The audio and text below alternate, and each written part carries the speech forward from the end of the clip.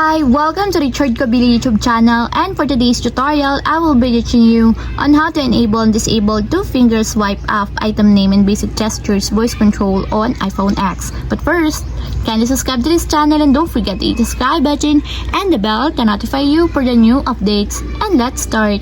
Using your iPhone X, from your home screen first, go to Settings. Then in the settings, scroll down and find the accessibility and then top. Then in the accessibility, scroll down again and go to physical and motor section and then tap the voice control.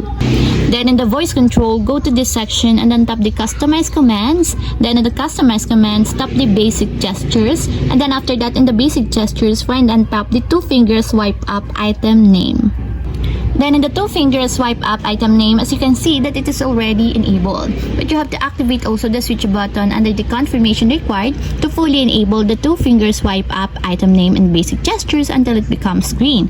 When it is enabled, you have to use your two fingers to swipe up from an item using its name.